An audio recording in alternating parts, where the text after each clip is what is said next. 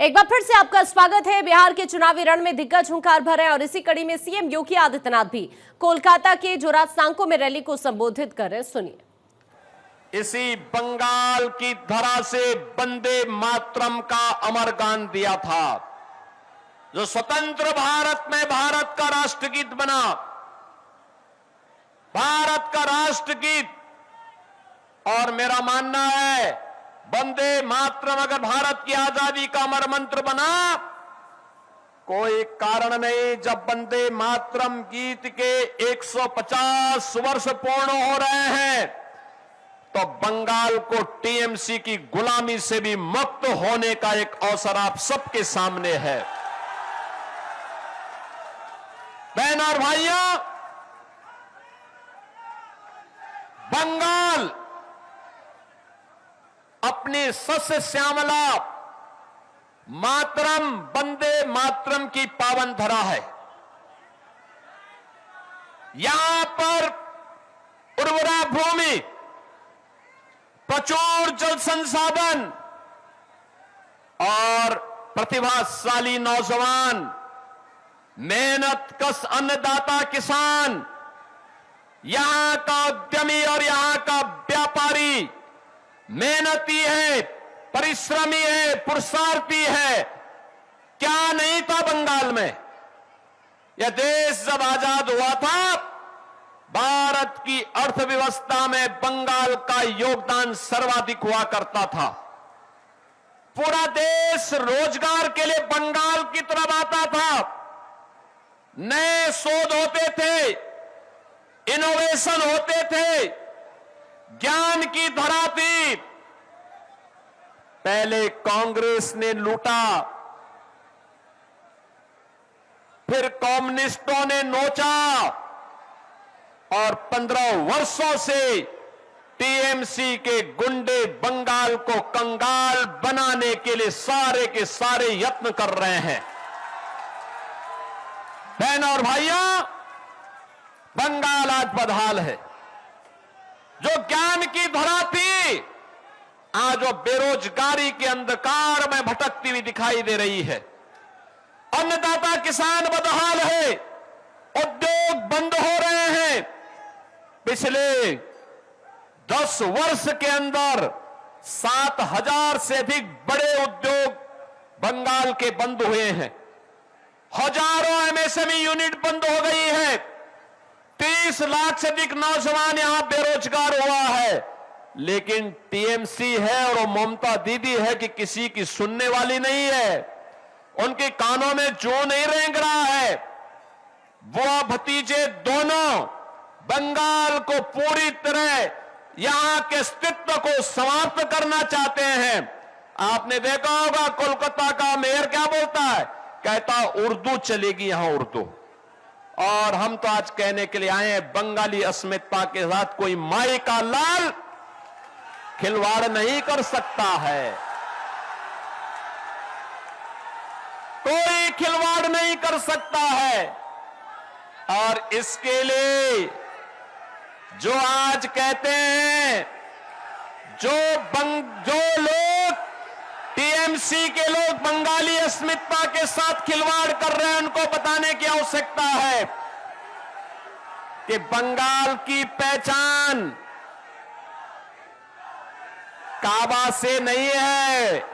बंगाल की पहचान तो मां काली बाड़ी से है, मां काली बाड़ी से। यहां की पहचान वही उसी से है। बहन और भाइयों, आप मुझे बताइए क्या हो रहा है बंगाल में? धड़ल्ले से गौहत्या होती है। भगवान राम के नाम से चिढ़ है ममता दीदी को। दुर्गा पूजा के समय परमिशन नहीं मिलती है, शोभा यात्रा निकालने पर प्रतिबंधित करती है। यहां पर दुर्गा पूजा के समय कर्फ्यू लगता है। बहन बेटियां सुरक्षित नहीं है, व्यापारी सुरक्षित नहीं है। टीएमसी के गुंडे उनसे गुंडा टैक्स वसूली करते हैं। और इसीलिए मैं कहने के लिए आया हूं बहनों और भाइयों, जो अराजकता यहां पर देखने को मिल रही है, इसी प्रकार की अराजकता 2017 के पहले यूपी के अंदर भी हुआ करती थी।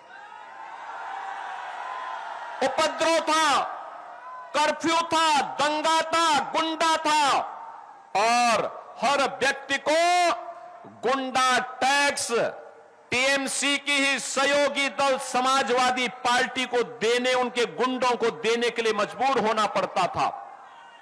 बहनों और भाइयों,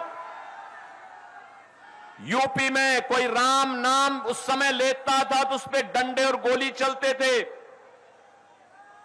यूपी में विकास ठप था, ऐसे अंधकार था।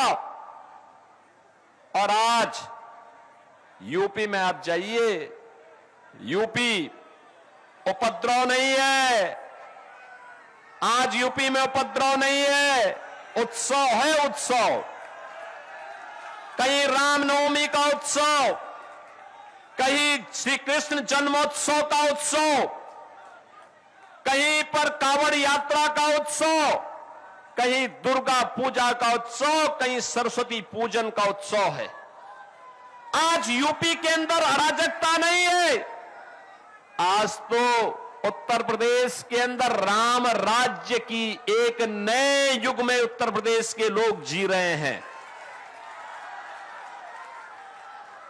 आज वहां पे कर्फ्यू नहीं है, दंगा भी नहीं है। नो कर्फ्यू, नो दंगा। यूपी में है सब चंगा। यूपी में सब शांति है। माफिया समाप्त, गुंडा समाप्त। और माफिया और गुंडा वहां पर जो कहीं भी सिर उठाता है तो यूपी का बुलडोजर उनकी हड्डी पसली को उस हाईवे बनाने में उपयोग कर देता है। जितना भी वहां के माफियाओं ने कांग्रेस और समाजवादी पार्टी की सरकार के समय में सरकारी संपत्तियों पर कब्जा किया था, गरीबों की संपत्ति को, व्यापारियों की संपत्ति को कब्जा किया था, व्यापारियों की संपत्ति व्यापारियों को, गरीब की संपत्ति गरीब को और सरकारी भूमि सरकार को, और माफिया के द्वारा स्वयं अर्जित की गई भूमि पर फिर गरीबों के लिए आवास बनाने का काम यूपी के अंदर हुआ है। अब वहां पे कोई गौ हत्या नहीं करता है। उत्तर प्रदेश में एक ही उद्घोष है, न गौ माता को कटने देंगे और न ही हिंदुओं को बंटने देंगे।